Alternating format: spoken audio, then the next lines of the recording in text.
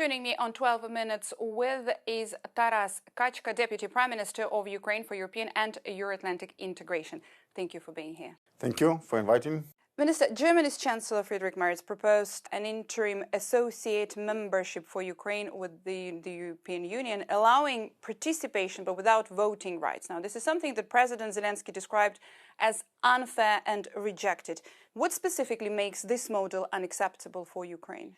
It is unacceptable if it is an alternative to full membership, and this is a starting point for all discussions about future of Ukraine, is that there are no alternative for the fast, merit-based, but full membership in the European Union. Any type of alternatives are simply not acceptable and not worth any discussions. So that's why the formula is very clear, that we need to have a fast, comprehensive, normal accession process that will end with a signing of a treaty of accession under Article 49 of the Treaty of European Union. So this is normal, normal accession. Everything else, I think that it doesn't matter, but we will see what else in the letter of Chancellor Merz.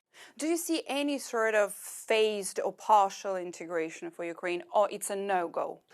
So gradual integration is a term that exists within the accession process, so that from the 1st of January 2026 we started Rome like at home, when the project where Ukraine is treated like a member state of the European Union, so the same rights and the same obligations. We use an association agreement for these purposes. For us, the integration into internal market even before the accession to the European Union is of utmost interest, because our business wants to be treated as a business of the European Union with no trade barriers, but it should not decrease the attention or move any resources from accession negotiations.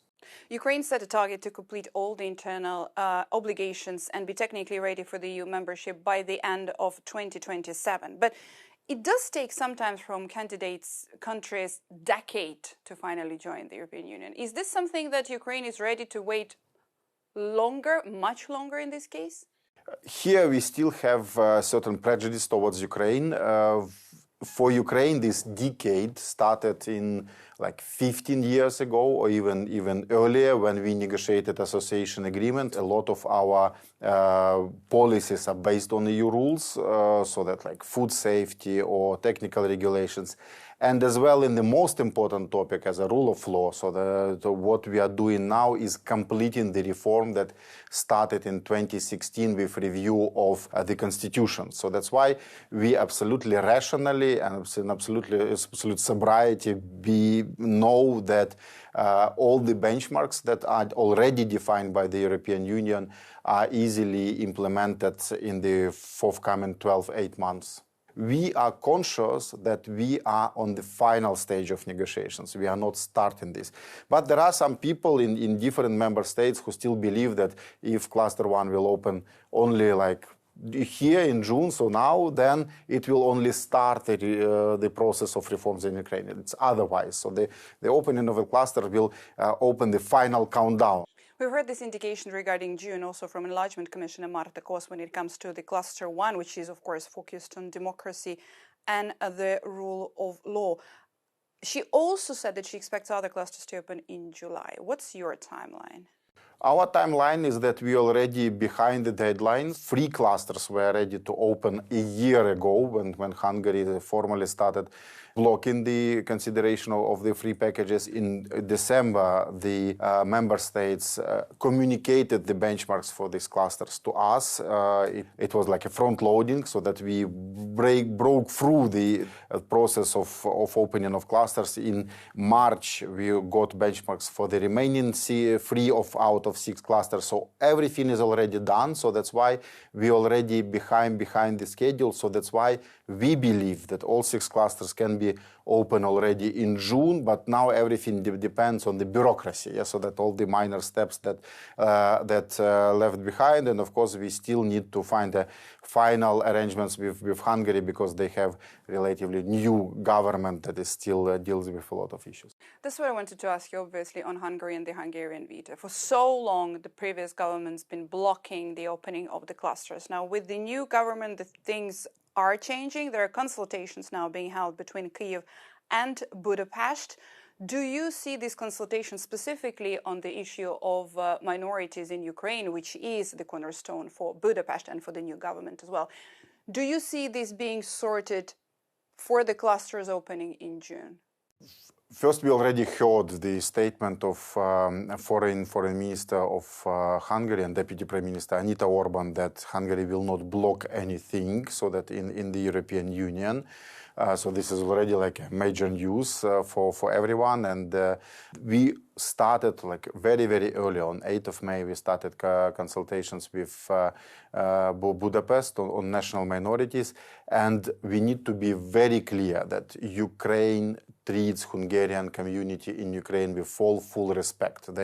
All their needs are satisfied. So this is not a commitment, this is reality. For us, they are absolutely integral part of Ukrainian society with full respects to their national identity. So we have almost 100 schools for Hungarians satisfying all demands. So that means that literally every pupil, every child in Ukraine that wants to learn in Hungarian or to learn Hungarian language while learning has this possibility to do. What we offered as well to previous government, and we continue to do so with current government, is to fine-tune the legislation for everyone to be aware that this incredibly good atmosphere will not change eventually, I don't know, under some different circumstances. But we need this to be proved as well by the constructive steps of Hungary here in Brussels, in the Council, in different level of consideration of the packages for opening of the clusters, which we agreed will happen. So I think that by mid of June, everything will be okay, as if it will continue with the same pace.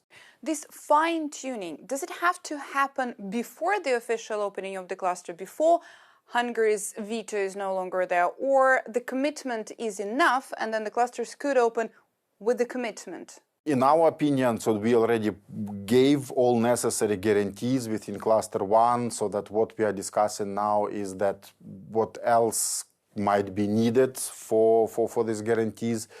I think that the dialogue on national minorities between Ukraine and Hungary will last like permanently. We also have like a permanent commission on national minorities between Ukraine and Hungary.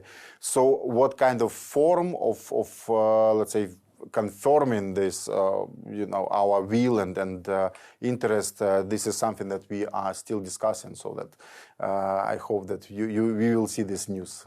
Apart from Hungary, there might be other countries potentially that could block clusters for Ukraine, and you've indicated yourself that one of these countries might be Poland when it comes to agriculture. Yeah, there is no big secret, so that Polish agriculture treats Ukrainian agriculture as a competition. So last week was full of contacts with Polish government. I am co-chair of our intergovernmental commission with Poland, so we discussed all these things. So we see no intention to block opening of the clusters, but we see the good faith will to find a solution for these sensitive and complicated topics with Poland and our neighbors and with other member states as well.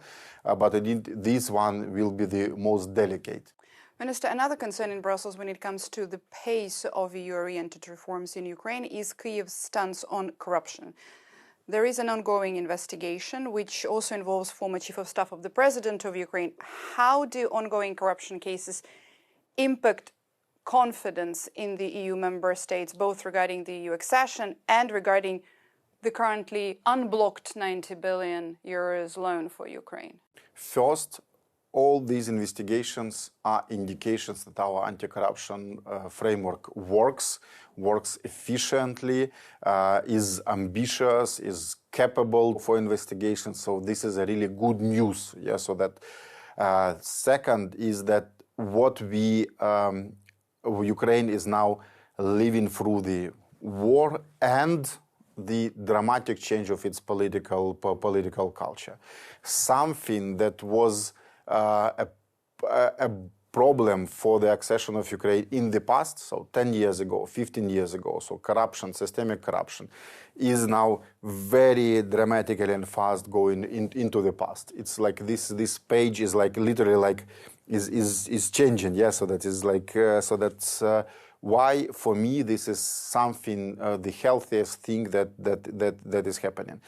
Indeed, every corruption scandal is still scandal, so that's why I think there will be people who will treat this otherwise. But for me, this is very clear. So this is exactly what the EU wants us to do, to clear government, to get rid of any corruptions, to ensure that anti-corruption framework works, and it works. Last year, it was 737 cases that were opened by NABU. It was 125 indictments of prosecution office against more than 200 people. And there were 93 sentences against 130 persons by High Anti-Corruption Court of Ukraine. This is about corruption cases that covered more than 20 billion hryvnias of losses to state. So it means that it works, so that this framework, anti-corruption framework works. And this framework was completed and start to be fully operational in 2023, when war already was like on the fullest scale, and it was done by our current parliament. So that's why I think that the pace of reform in Ukraine is incredible in incredibly difficult circumstances, and we are not looking for any excuses with our partners. We do our homework with like fullest accuracy possible. Thank you. Thank you.